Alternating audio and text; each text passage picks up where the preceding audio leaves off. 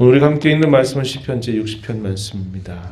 다윗이 교훈하기 위하여 지은 믹담, 황금 이런 의미를 가지고 있는데요. 표지에 그렇게 소개가 되어 있고, 이 시편을 짓게 되어 하나님께 부르게 된 배경에 대한 소개가 간략하게 주어집니다.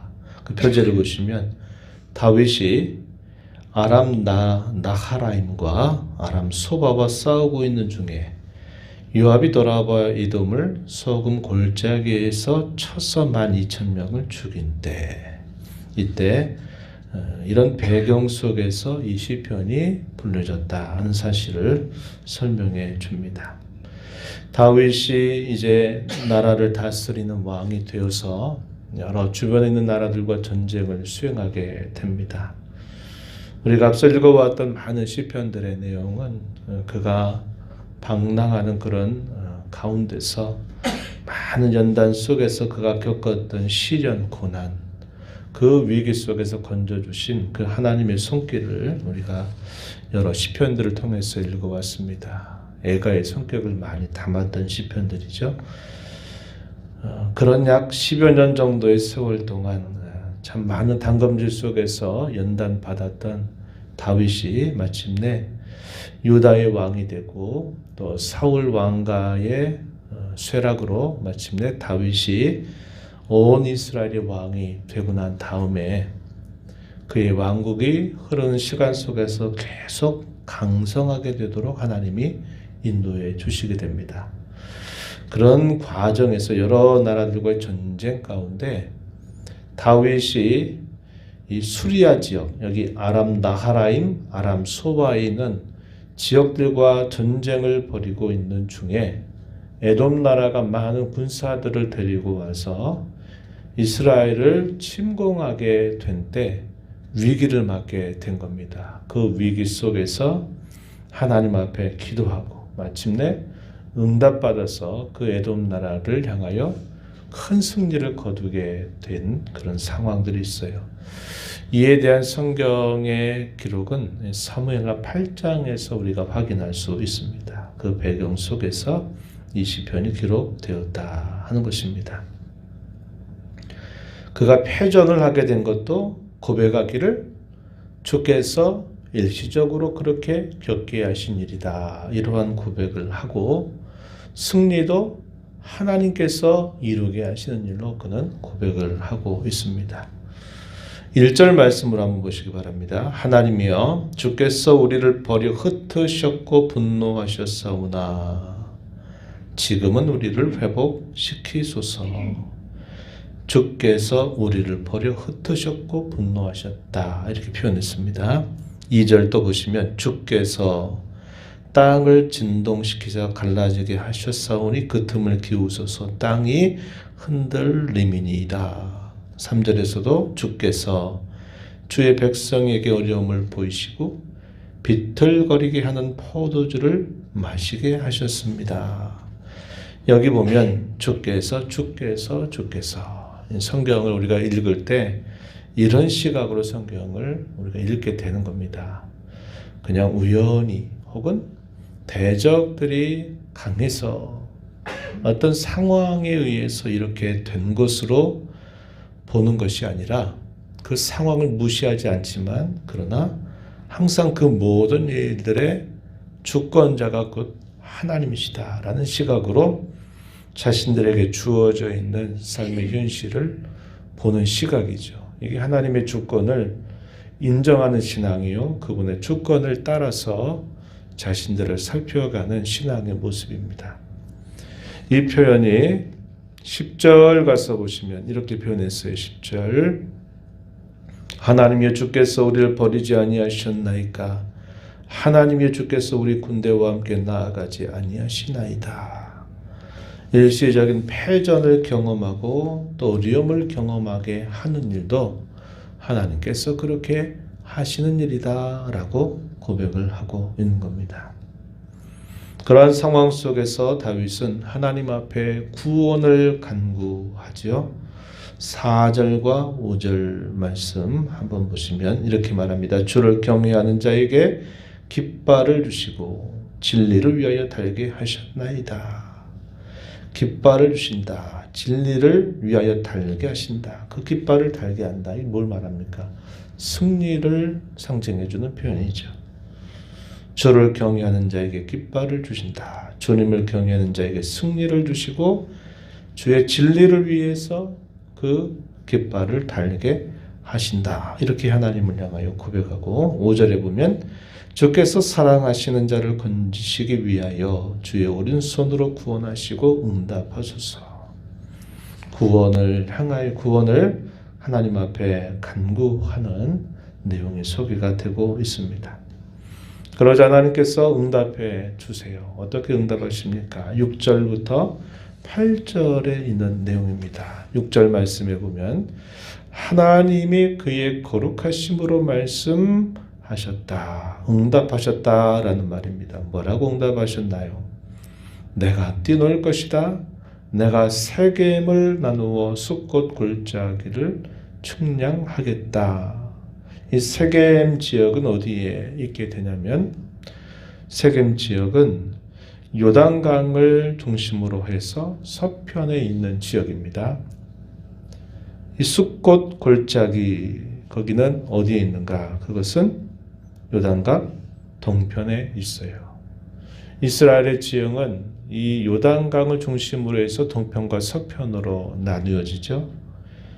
그곳을 하나님께서 건드시겠다 이렇게 말합니다. 나누겠다, 측량하겠다 이 말은 그곳을 차지하게 하신다. 그런 의미를 담고 있고요. 길르앗이 내 것이고 므낫세도 내 것이다. 요단 동편 쪽에 북쪽에 있는 지역들입니다. 여기가 바산의 지대라 이렇게 알려져 있는 곳이에요. 이곳에서 목축할 수 있는 그런 좋은 그런 지형을 가지고 있는 곳이죠. 바산의 지대. 에브라임은 잘 아는 것처럼 이 사마리아 지방입니다. 거기가 내 머리에 투구가 된다라는 이 말의 의미는 통치를 만들게 하는, 통치를 가능하게 해주는 권력을 상징하고 있는 표현이고, 유다가 나의 규다라는 말은 거기에서 통치가 이루어지게 된다. 그 통치의 중심을 표현하고 있는 말입니다. 모압나라는 목욕통이라고 말하죠. 종의 지위로 전락시켜 버리겠다라고 말하는 것이고, 당시에 많은 대군을 이끌고 침략했던 에돔에 대해서는 뭐라고 표현합니까? 나의 신발을 던질 것이다 라고 하나님 응답하세요. 이게 뭘 말씀하는 겁니까? 정복하게 하시겠다라는 약속의 말씀을 주시는 것입니다. 블레셋아 나로 말미암아 외치라. 이스라엘 지형에 있는 각 지역들을 하나님이 견고하게 붙들어 주실 뿐만 아니라 그 주변에 있는 이웃 나라들을 하나님께서 정복하게 해주시겠다라고 응답을 해주신 내용입니다. 그리고 나서 하나님께 이런 응답을 받고 나서 이제 힘을 내서 그 전쟁을 수행할 때 요압 군대 장군이 이끄는 이 이스라엘 군사가 큰 승리를 거두게 됩니다. 이 에돔 나라의 군사 12,000명을 다 죽이면서 큰 승리를 일구어내게 되죠. 바로 그런 즈음에 여기 9절 말씀해 보면 누가 나를 이끌어 견고한 성에 들이며 누가 나를 에돔에 인도할까? 다른 나라와 전쟁하고 있는 틈을 타고 침공했더니 에돔 나라를 이제 응전하겠다라는 것을 우리에게 보여주고 있는 말씀이죠. 그러면서 계속 이어지는 말씀에 보면 11절에 한번 보십시오. 11절 우리를 도와 대적을 치게 하소서. 사람의 구원이 헛됩니다 라고 고백합니다. 동맹하는 나라들이나 군사력 그것이 결국 이러한 승리의 중요한 요인이 되지 않는다는 거죠. 오직 하나님께서 이루어 주셔야만 되는 일임을 그가 고백한 것입니다. 12절 마지막 절에 보면 우리가 하나님을 의지하고 용감하게 행하리니 그는 우리의 대적을 밟으실 이시다. 하나님만이 우리에게 승리를 가져다 주시는 분이시고 두려움에 떨고 있는 그런 사람들을 북돋아 주어서 마침내 용감하게 다시 응전하게 하시는 분도 역시 하나님이시고, 승리를 가져다 주시는 분도 역시 하나님이시다 하는 것입니다. 전쟁의 승패에 있어서 보면은 이 두려움이라고 하는 게 굉장히 큰 요인이 되기도 하죠. 싸워보기도 전에 두려움에 떨게 되면 싸울 의지를 갖지를 못하고 금방 패전을 하게 되는 것입니다. 여기서도 기도하는 그 표현 속에 하나님을 의지하고 용감하게 행할 것이다. 하나님을 의지하게 되면 그 두려움을 떨쳐낼 수 있는 용기를 얻게 되고 마침내 승리를 거두게 됨을 말해주고 있어요. 다윗의 전쟁에 있어서 그의 가장 중요한 고백은 항상 하나님이 함께 하시면 된다라는 그런 고백이었습니다. 우리가 잘 아는 골리앗과의 싸움에서 다윗의 이러한 마음, 이러한 신앙이 아주 선명하게 표현이 되어 있어요. 사무엘상 17장 47절 말씀에 그가 이렇게 말하죠. 전쟁은 여호와께 속한 것인즉 그가 너희를 우리 손에 넘겨주실 것이다. 전쟁의 승패는 오직 여호와 하나님께 속해 있다. 이렇게 그가 고백을 하면서 하나님이 함께 하시면 된다. 이러한 신앙을 그가 언제든 가지고 있었다 하는 것입니다. 우리 이 시편을 통해서 그가 전쟁을 참 많이 수행을 하고 그 전쟁 속에서 모든 전쟁에서 결국 승리를 일궈내게 되는 것인데, 그런 모든 일들의 승패는 오직 여호와 하나님께 달려있음을 그는 고백합니다. 하나님의 주권에 대한 확고한 신앙의 고백이에요. 일시적으로 패전을 경험하는 것도 하나님께서 그렇게 하시는 것이고, 승리를 거두게 하시는 것도 하나님께서 그렇게 하시는 것이다 하는 겁니다. 대적자들이 강하거나 대적자들이 약한 것도 중요할 수 있지만 그보다 더 중요한 것이 하나님이 그렇게 하신다는 겁니다. 그래서 그 모든 일들의 원인이라든지 또 가야 할 방향을 어디에서 찾느냐?